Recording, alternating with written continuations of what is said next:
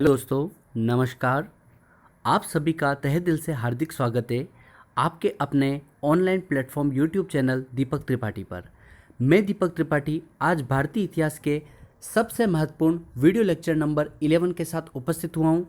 दोस्तों, आज हम गुलाम वंश के सबसे महत्वपूर्ण राजा यानी सुल्तान बलबन के बारे में विस्तृत अध्ययन करेंगे और बलबन द्वारा दिल्ली सल्तनत में जो प्रशासनिक ढांचे अर्थात प्रशासन को मजबूत बनाने के लिए जो महत्वपूर्ण प्रयास किए गए उसके बारे में चर्चा करेंगे और साथ ही में जानेंगे कि किस प्रकार बलबन के बाद में गुलाम वंश का अंत होता है और नए वंश खिलजी वंश की स्थापना होती है। दोस्तों, अब तक मैंने अपने चैनल पर कुल 16 वीडियो अपलोड कर चुका हूँ, जिसमें 11 जो वीडियो बनाए मैंने वो भारतीय इतिहास से रिलेटेड बनाए और 5 जो बनाए मैंने वो सामान्य विज्ञान के लिए बनाए, जो आप सभी की जो प्रतियोगिता परीक्षाओं की जो आप तैयारी कर रहे हैं उनके लिए काफ़ी हद तक इम्पोर्टेंट हो सकते हैं।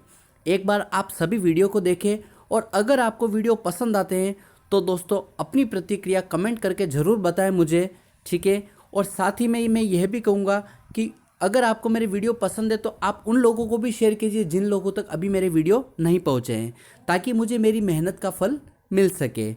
और दोस्तों, आप मेरे वीडियो को मेरे चैनल को सब्सक्राइब भी कर सकते हैं और अपनी अच्छी प्रतिक्रियाएं भी मुझे दे सकते हैं। आपके सकारात्मक जो प्रतिक्रियाएं होगी उससे मैं प्रोत्साहन होकर आगे नए वीडियो बनाऊंगा। और दोस्तों, अगर आपकी नकारात्मक प्रतिक्रिया आती है तो मैं अपने वीडियो में सुधार करने का पूरा प्रयास करूंगा। दोस्तों, जो मेरे जो वीडियो आप देख रहे हैं वो आप आरएस एग्ज़ाम, रीट के एग्ज़ाम, बैंक के एग्ज़ाम, देखिए बैंक के एग्ज़ाम में प्रॉपर तरीके से इंडियन हिस्ट्री आती नहीं है, लेकिन मैं कुछ और वीडियोस भी आपके लिए लेकर आ रहा हूँ जो बैंक के एग्ज़ाम के लिए काफ़ी महत्वपूर्ण हो सकते हैं। पटवार एग्ज़ाम, एसएससी और यूपीएससी का आप कोई सा भी एग्ज़ाम दीजिए उसमें इंडियन हिस्ट्री ज़रूर आती है, तो आपके जो इंडियन हिस्ट्री है इन 6 एग्ज़ामों के लिए काफ़ी महत्वपूर्ण साबित हो सकती है। इसी के साथ में दोस्तों हम चर्चा करेंगे आज भारतीय इतिहास के बारे में, अंतिम सुल्तान बलबन के बारे में। और दोस्तों, कृपया करके दोस्तों इस सब्सक्राइब के बटन पर ज़रूर प्रेस करके मेरे वीडियो को आगे ज़रूर शेयर कीजिएगा। तो दोस्तों आइए शुरू करते हैं। देखिए दोस्तों, अभी तक हम लोगों ने भारतीय इतिहास में जो गुलाम वंश पढ़ा था उसमें हमने सबसे पहले चर्चा करी थी कुतुबुद्दीन ऐबक के बारे में चर्चा करी थी।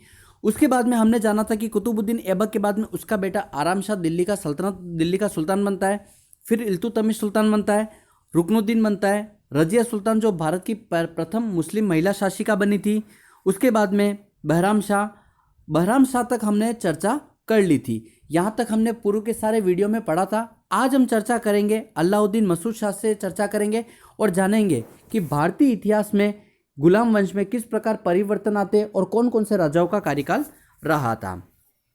तो देखिए दोस्तों, क्या होता है कि जो बहराम शाह जब राजा बनता है तो बहराम शाह का जो कार्यकाल मैंने आप लोगों को बताया था वो मैंने आपको बताया था 1240 से लेकर 1242 तक मैंने आपको बताया था। और मैंने आपको ये भी बताया था कि बहराम शाह अपने कार्यकाल में एक सबसे महत्वपूर्ण कार्य करता है, वो ये होता है कि वह अपने कार्यकाल में एक नया पद स्वीकृत करता है जिसका नाम होता है नायब ए मुमलकत, जो वजीर के समान माना गया है, और एतगिन नामक व्यक्ति को उस पर सबसे पहले नियुक्त करता है। बहराम शाह के बाद में अलाउद्दीन मसूद शाह दिल्ली का सुल्तान बनता है, जो 1242 से लेकर 1246 तक राजा बनता है या सुल्तान बनता है। तो दोस्तों, इसके बाद में अलाउद्दीन मसूद शाह के बाद में जो राजा बनता है वो नसरुद्दीन महमूद बनता है। तो आइए चर्चा करते हैं नसरुद्दीन महमूद के बारे में, छोटी सी कुछ संक्षेप में जानकारी पढ़ते हैं। देखिए, नसरुद्दीन महमूद जो होता है उसे दिल्ली सल्तनत का सबसे आदर्श सुल्तान कहा गया है। अब आदर्श सुल्तान क्यों कहा गया उसके पीछे एक छोटी सी कहानी सुनिए। नसीरुद्दीन महमूद जो सुल्तान था ये बहुत ही सादा जीवन, मतलब उच्च विचार का था। मतलब यूँ समझ सकते हो कि ये अपना जो जीवन है, मतलब इसके विचार तो काफ़ी उच्च होते थे, लेकिन ये अपना जीवन एकदम सादे इंसान की तरह व्यतीत करता था और इस्लाम के अनुसार अपना जीवन जीता था, ठीक है। देखिए, ये काम इसकी इनकम का सोर्स क्या है, ये कभी भी दिल्ली सल्तनत के आए हुए रुपयों से अपना घर खर्च नहीं चलाता था। मतलब ये दिल्ली सल्तनत के पैसों के ऊपर डिपेंडेंट नहीं था। यह खुद की जीवन चलाने के लिए ये क्या करता था, कुरान की नकल लिखता था और उसको बेच करके ये पैसे कमाता था। साथ ही में क्या करता था, टोपी सीता था, टोपी सी करके जीवन जीता था, मतलब लोगों के लिए टोपियां बनाता, उनको बेचता, उससे जो इनकम होती थी उससे अपना घर खर्च चलाता था। एक राजा होने के बाद में भी मतलब आदर्श तरीके से आम इंसान की तरह इसने अपना जीवन निभाया था। और ये सारी बातें की जो जानकारी है वो हमें मिन्हाज उस सिराज की लिखी गई पुस्तक जो तबकात नासिरी हमने पूर्व में पढ़ी थी उसमें हमें इसकी जानकारी मिलती है। इसीलिए इसको दिल्ली सल्तनत का आदर्श सुल्तान कहा गया है। दोस्तों ये अपने शासन में क्या करता है, नसरुद्दीन जो नायब ए मुमलकत जो बहराम शाह ने इस पद को स्वीकृत किया था, इस पद पर ये क्या करता है, बहाउद्दीन बलबन को नियुक्त करता है। ठीक है, देखिए बलबन का पूरा नाम कई बार आप गयासुद्दीन बलबन बलबन भी पढ़ेंगे और कई बार बहाउद्दीन बलबन भी पढ़ेंगे, तो कंफ्यूज होने की जरूरत नहीं है, बहाउद्दीन बलबन बोलो या फिर गयासुद्दीन बलबन बोलो, एक ही बात है। ठीक है ना। तो नसीरुद्दीन मसूद शाह अपने शासन में नायब मुमलकत पद पर किसको नियुक्त करता है, बहाउद्दीन बलबन को नियुक्त करता है। और नसीरुद्दीन महमूद की मृत्यु के बाद में दिल्ली सल्तनत का नया सुल्तान कौन बनता है, बहाउद्दीन बलबन शासन बनता है। तो आइए चर्चा करते हैं बहाउद्दीन बलबन के बारे में या गयासुद्दीन बलबन के बारे में। देखिए दोस्तों, दिल्ली सल्तनत में गुलाम वंश में अगर सबसे महत्वपूर्ण जो टॉपिक माना गया है वो माना गया है बलबन के शासन का माना गया है। इस समय आप वाकई में जानेंगे कि कितने सारे प्रशासनिक सुधार होते हैं और उसके ऊपर किस प्रकार से कार्य होते हैं दिल्ली सल्तनत को चलाने के लिए। देखिए इसके बारे में एक बार सामान्य अध्ययन करते हैं, हम सामान्य जानकारी रखते हैं। बहाउद्दीन बलबन को उलुग खां के नाम से भी हम इसे जानते हैं। कई बार आपको उलुग खान, गयासुद्दीन बलबन या बहाउद्दीन बलबन नाम भी आपको मिल सकता है। ठीक है। नसीरुद्दीन महमूद की मृत्यु के बाद में बलबन दिल्ली का सुल्तान बनता है और बलबनी वंश की क्या करता है, स्थापना करता है। ठीक है। देखिए गुलाम वंश है, गुलाम वंश के अंदर ये कौन सी वंश की स्थापना हुई है, बलबनी वंश। दोस्तों आपने पहले सुना होगा कि इलबरी वंश आपने सुना होगा, है ना। मैंने बताया था आपको जो इल्तुतमिश होता है वो इलबरी वंश से संबंधित होता है। तो नसीरुद्दीन महमूद भी किससे संबंधित होता है, इलबरी वंश से ही संबंधित होता है। तो इलबरी वंश का अंतिम शासक कौन माना गया है, नसीरुद्दीन महमूद माना गया है। और बलबन के सुल्तान बनते ये क्या करता है, बलबनी वंश की स्थापना करता है। ठीक है दोस्तों। अब बलबन क्या होता है, ये होता है इलबरी जाति का तुर्क सरदार होता है। लेकिन क्या होता है कि ये कौन से वंश की स्थापना करी इसने, बलबनी वंश की स्थापना करी। ये इंपॉर्टेंट इसके अंदर बात है। और साथ ही में ये कौन होता है, इल्तुतमिश का गुलाम भी होता है। देखिए इल्तुतमिश का गुलाम होने का मतलब ये है कि देखिए क्या होता है, एक बार की एक घटना आपको बताता हूँ मैं, छोटी सी एक लाइन जितनी घटना है आपको, समथिंग 1206 के समथिंग की बात है। ठीक है। उस समय क्या होता है कि इल्तुतमिश जब ग्वालियर पर जाता है ना, ग्वालियर के समय जब वो ग्वालियर की यात्रा करता है, सॉरी 1233 के समय, सॉरी दोस्तों 1233 के समय जब इल्तुतमिश ग्वालियर पर जाता है तो ग्वालियर से जो बलबन होता है, बलबन को अपने साथ में लेकर आता है और उसे अपने कार्यकाल में रखता है, एक पद देकर रखता है। तब बलबन इतना बड़ा पद का दावेदार नहीं होता, इसलिए उसे छोटे पदों पर ही नियुक्त किया जाता है। ठीक है। तो इल्तुतमिश का गुलाम कौन कहलाया, बलबन कहलाता है। ठीक है दोस्तों। अब बलबन ने क्या किया, स्वयं को ईरानी योद्धा अफसिया वंश का बताया है। देखिए इसका मतलब क्या है, अब आप चीज समझिए। देखिए यहाँ पे 3 चीज बताऊंगा मैं आपको। बलबन ने कौन सी वंश की स्थापना करी, बलबनी वंश की स्थापना करी। बलबन कौन सी जाति से संबंधित था, इलबरी जाति से था। और स्वयं को क्या बताता था, ईरानी योद्धा अफसियाब का वंशज बताता है। यानी यहाँ पर 3 आपको चीजें मिलेगी। देखिए नंबर 1, इल्तुतमिश बलबनी वंश की स्थापना करता है। इल्तुतमिश कौन सी जाति से था, तो इलबरी जाति का तुर्क सरदार था। और साथ ही में ये अपने आप को क्या कहता है, अपने आप को ये ईरानी योद्धा अफसियाब का क्या बताता है, वंशज बताता है। ऐसा क्यों करता है, उसका कारण क्या है। तो देखिए दोस्तों कारण आप जानिए, रक्त की शुद्धता का सिद्धांत अपनाने के कारण।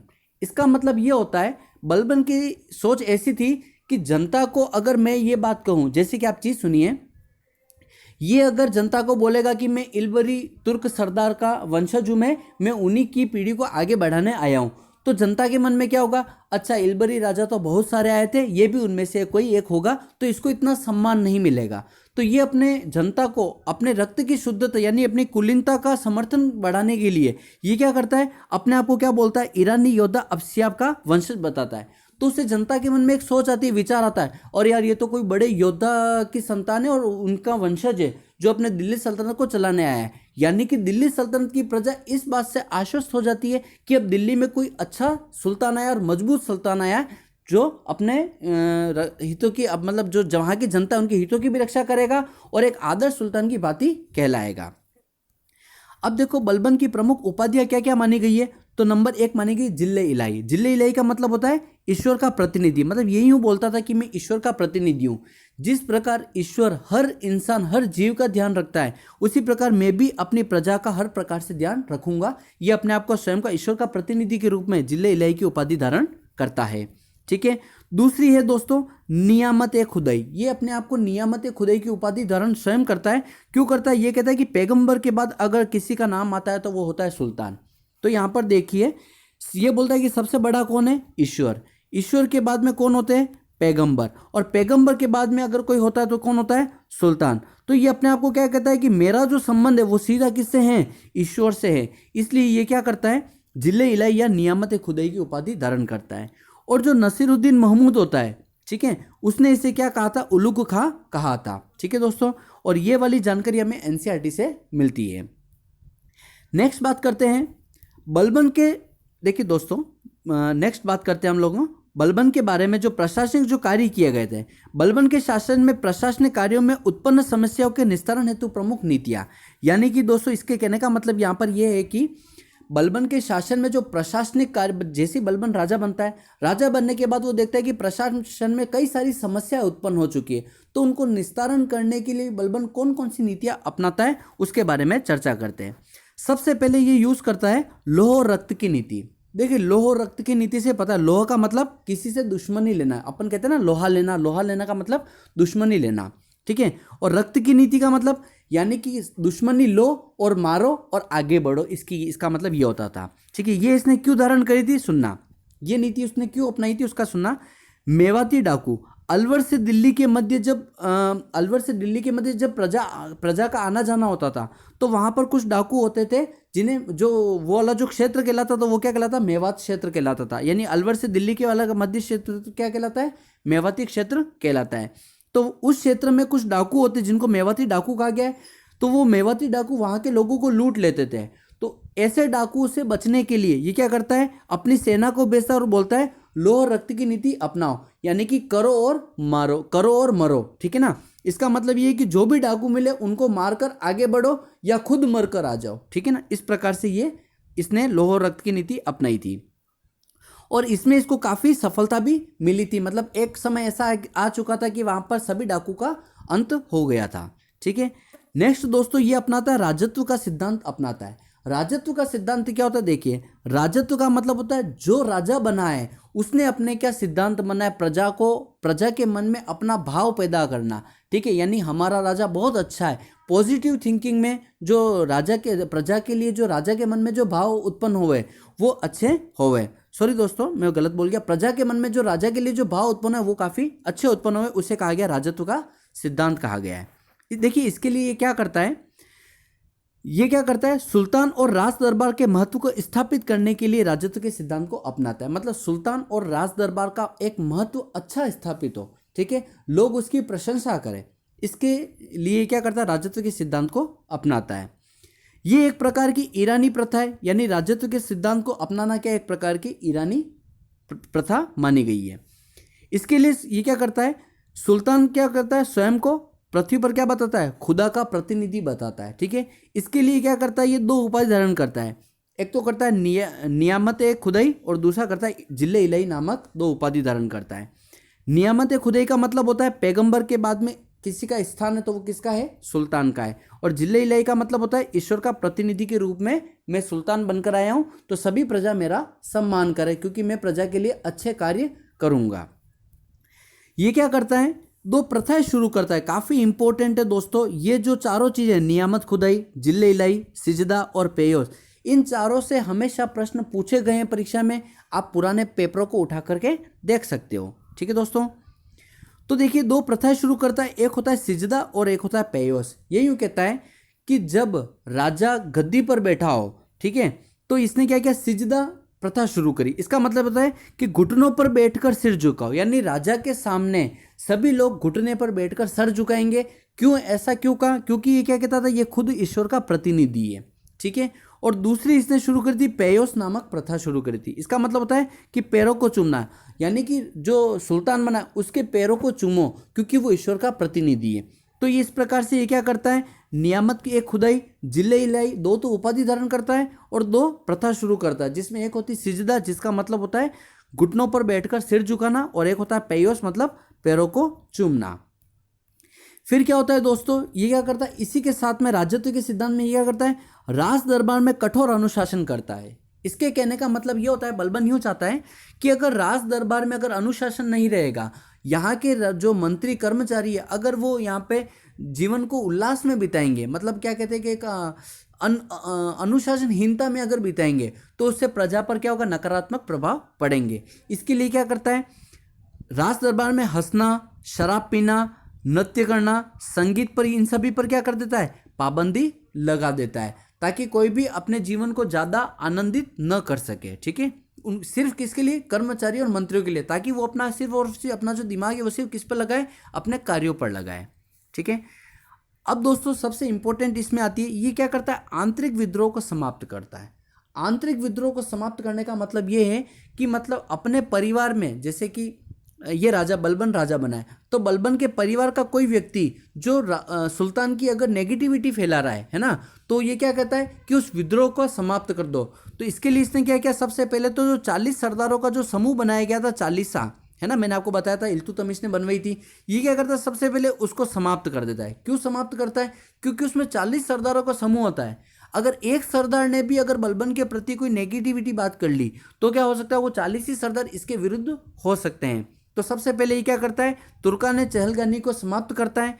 फिर क्या करता है, परिवार और विद्रोही को क्या करता है, मार डालता है, जो भी इसकी नेगेटिविटी करता है उसको मार डालता है। ठीक है, इसने क्या किया, इसके लिए एक सशक्त गुप्तचर व्यवस्था को अपनाता है। सशक्त गुप्तचर व्यवस्था का मतलब यह होता है कि अपने गुप्तचरों के माध्यम से यह पता लगाता था कि आंतरिक जो शासन चल रहा है उसमें राजा की बुराई कौन कौन कर रहा है और किस कारण से कर रहा है। तो सबसे पहले तो ये क्या करता, उस बुराई को खत्म करता। दूसरा क्या करता, बुराई करने वाले को खत्म करता था। ठीक है दोस्तों, तो गुप्तचर के लिए इसने क्या किया, एक विभाग बनाया और उस विभाग का नाम रखा इसने वरीद ए मुमालिक। देखिए दोस्तों, मैं आपको हर टॉपिक को हर राजा के साथ कनेक्ट करके बता रहा हूं मैं, और हर चीज़ बता रहा हूं कि किसने कौन से पद बनाए थे और उस पर पद पर नियुक्त होने वाले व्यक्ति कौन थे।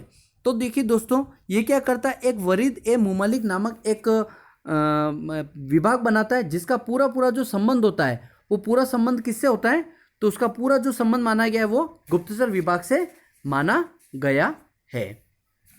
और इसके लिए सबसे पहले क्या करता है दोस्तों, एक इमाद नामक एक व्यक्ति होता है, इमाद नामक एक व्यक्ति होता है, उसको क्या करता है, इस पद पर नियुक्त करता है। ठीक है दोस्तों, नेक्स्ट बात करते हैं, सैन्य प्रशासन को भी मजबूत बनाता है। सैन्य प्रशासन को मजबूत कैसे बनाता है, तो देखिए सुनिए, ये क्या करता है, दीवान ए अर्ज नामक एक विभाग बनाता है। कौन सा, दीवान ए अर्ज नामक एक विभाग बनाता है। ठीक है, किस लिए, सैन्य प्रशासन को मजबूत करने के लिए। साथ ही में क्या करता है, मंगोल आक्रमण से निपटने के लिए। तो इसके दो तर्क होते हैं। ये यूं कहता है कि भारत में जब बहराम शाह के समय जो मंगोल आक्रमणकारी जो तेर ने जो आक्रमण किया था, उस समय तो इतनी लूट हुई थी कि मतलब उसका ज़्यादा प्रभाव इतना नहीं पड़ा, कम ही प्रभाव पड़ा था। ठीक है, तो उससे निपटने के लिए यूँ सोचता था कि हो सकता है दूसरा भी कोई आक्रमण न हो जाए, इसलिए मंगोल आक्रमण से निपटने के लिए क्या करता है, दीवान अर्ज नामक विभाग को बनाता है। ठीक है, और साथ ही में क्या करता है, सैन्य प्रशासन को भी मजबूत बनाता है। ठीक है, और क्या करता है, उत्तरी पश्चिमी सीमा पर क्या करता है, दुर्ग बनाता है। ठीक है, जैसे ये दिल्ली है, तो दिल्ली से ये वाला जो क्षेत्र कहलाता, ये क्या कहलाता, सिंध क्षेत्र कहलाता था। तो उत्तर और पश्चिम यानी इस क्षेत्र में, सिंध वाले क्षेत्र में ये क्या करता है, दुर्ग का निर्माण कराता है। और इस पर ये क्या करता है, अपने पुत्र मोहम्मद को क्या करता है, नियुक्त करता है, वहाँ का प्रमुख बनाता है। कुछ समय बाद में क्या होता है, इस मोहम्मद की मृत्यु हो जाती है, यानी बलबन के बेटे की मृत्यु हो जाती है। ठीक है दोस्तों, इसके बाद में इसने एक नया काम और किया था, पांचवा काम किया था, वो क्या था, पारसियों का प्रमुख त्योहार होता है नौरोज। कौन सा त्योहार होता है दोस्तों, नौरोज। तो प्रश्न परीक्षा में यह भी पूछा गया नौरोज क्या है, तो नौरोज पारसियों का प्रमुख त्योहार है। इसको प्रारंभ किसने किया था, तो इसको प्रारंभ करने वाला सुल्तान कौन होता है, बलबन होता है। ठीक है, नेक्स्ट क्या करता है, आंतरिक प्रशासन को क्या करता है, सुदृढ़ करता है, यानी आंतरिक प्रशासन को मजबूत बनाता है। कैसे बनाता है, केंद्रीकरण की नीति बनाकर। देखिए दोस्तों, केंद्रीकरण की नीति क्या होती, एक डायग्राम से समझना। मैं आपको एक चीज बताता हूं, यहाँ पे देखिए दोस्तों, यहां पर मैं बोलता हूं बलबन बैठा है, यहां पर उसके मंत्री बैठे हैं, यहां कर्मचारी, और यहां पर कौन है, प्रजा। तो ऊपर से चलने वाला जो प्रशासन होता है नीचे तक, ठीक है, यानी एक व्यक्ति के माध्यम से पूरा प्रशासन चलेगा, उसे कहते हैं केंद्रीकरण की नीति कहते हैं। यानी कि एक केंद्र है, उसने क्या कर रखा है, सब पर कंट्रोल कर रखा है, तो ये क्या कहलाता है, केंद्रीकरण की नीति कहलाती है। जबकि इसका जो ऑपोजिट होता है वो होता है विकेंद्रीकरण। क्या होता है, विकेंद्रीकरण। विकेंद्रीकरण में क्या होता है, विकेंद्रीकरण का भी डायग्राम सेम ही है। उसमें क्या होगा कि हर एक प्रशासन का अपना अपना एक स्तर होगा, ठीक है, यानी यहाँ के लोग इससे जुड़े होंगे, यहाँ के लोग इससे जुड़े होंगे, यहाँ के लोग इससे जुड़े होंगे। ये वाली जो कहलाती है वो विकेंद्रीकरण कहलाती है, ठीक है। तो बलबन ने कौन सी नीति अपनाई थी, केंद्रीकरण की नीति को अपनाया था। विस्तारवाद की नीति पर ध्यान नहीं दिया था। मतलब बलबन यूं कहता था कि मेरा जितना क्षेत्र है मैं उसी पर ही काम करूंगा और वहां की प्रजा को अच्छा रखूंगा। अगर मैंने विस्तारवाद की अगर ये साम्राज्य विस्तारवाद की अगर नीति अपनाई तो क्या होगा, इसका पूरा ध्यान क्या होगा, साम्राज्य विस्तार पर ही रहेगा और प्रजा पर पूरा ध्यान नहीं रह पाएगा, ठीक है दोस्तों। अंततः क्या होता है, 1286 में क्या हो जाती है, बलबन की मृत्यु हो जाती है। तो दोस्तों मैं आपको एक बार फिर से रिवाइज कर देता हूं, जो इसने प्रशासनिक ढांचे में जो परिवर्तन किए थे उसके बारे में आपको बता देता हूं। देखिए दोस्तों, सबसे पहले क्या करता है, लौह रक्त की नीति अपनाता है।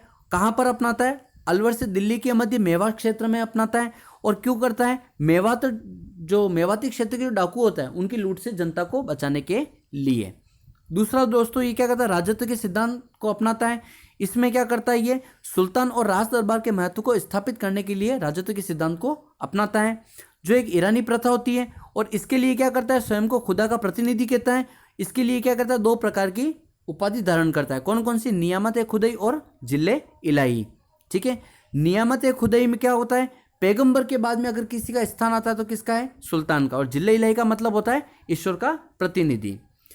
इस प्रकार से ये 2 प्रथाएं और चलाता है, जिसमें सिजदा और पेयोस कहते हैं। सिजदा का मतलब होता है घुटनों पर बैठकर सिर झुकाना, और पेयोस का मतलब होता है सुल्तान के पैरों को चूमना, ठीक है।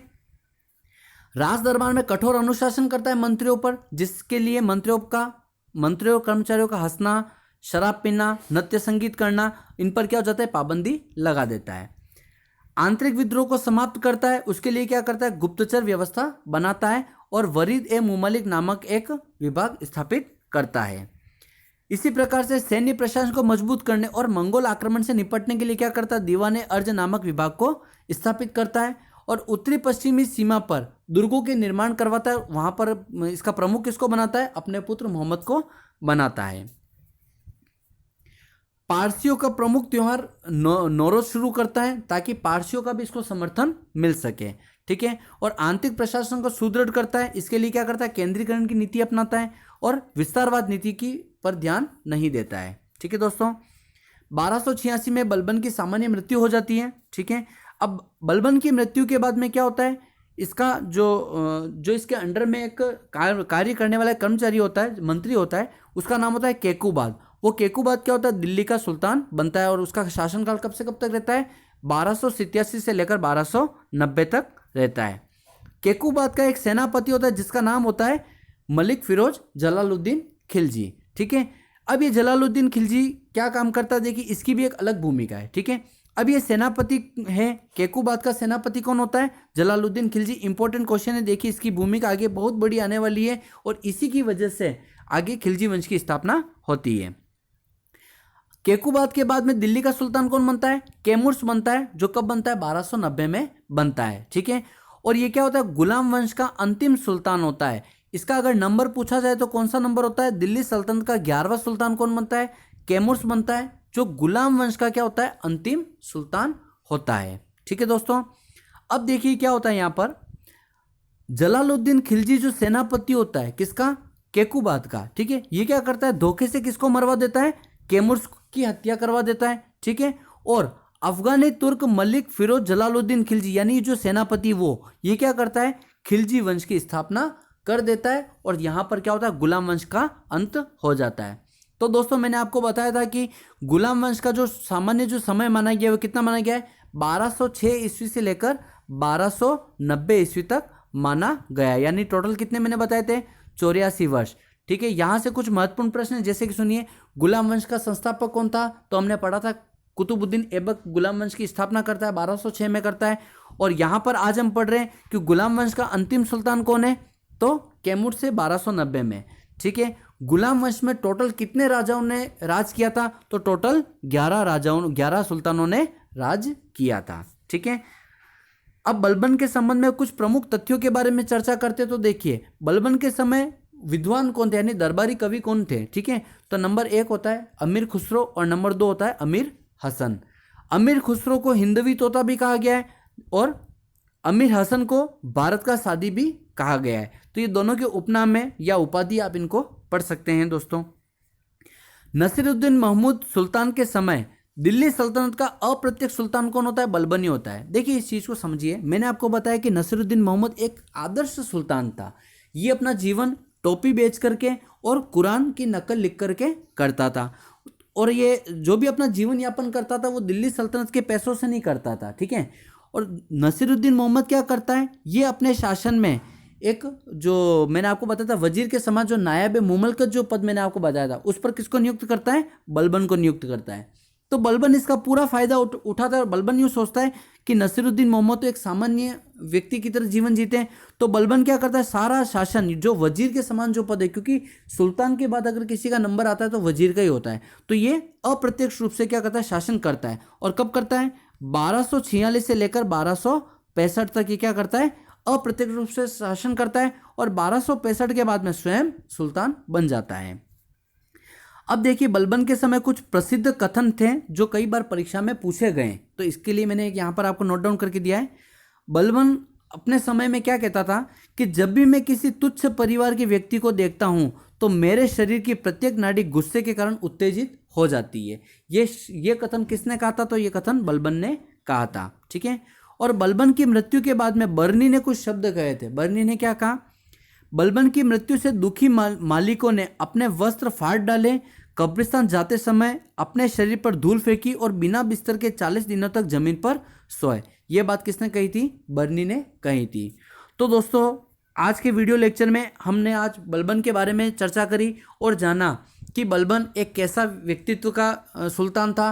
देखिए तो हमने इसके मुख्य रूप से बलबन एक जो सबसे इम्पोर्टेंट बात है ये वो ये कि बलबन ने जो कौन से राजत्व के जो सिद्धांत को अपनाया था, जिसमें यूँ बताया था कि खुदा के प्रतिनिधि के रूप में एक सुल्तान होता है और उसे खुदा की तरह ही बिहेव करना चाहिए। तो वो अपने आप को खुदा मानकर क्या करता था? राज करता था। ये सबसे इसकी महत्वपूर्ण घटना है। दूसरा ये कि उसने प्रशासनिक सुधार काफ़ी अच्छे किए थे, जनता के हित के लिए किए थे। तो दोस्तों उम्मीद करता हूँ आपको वीडियो अच्छा लगा होगा। दोस्तों आप मेरे वीडियो को इसी प्रकार आगे शेयर कर सकते हैं और सब्सक्राइब भी कर सकते हैं, और उन विद्यार्थी जिन तक मेरे वीडियो अभी तक नहीं पहुँचे हैं प्लीज़ कृपया उन लोगों तक मेरे वीडियो पहुँचाएं। ठीक है, ताकि मुझे अपने कार्यों के लिए मुझे प्रोत्साहन मिल सके।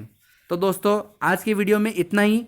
कल के वीडियो में हम पढ़ेंगे खिलजी वंश की स्थापना और जलालुद्दीन खिलजी के कार्यों के बारे में हम चर्चा करेंगे। धन्यवाद दोस्तों।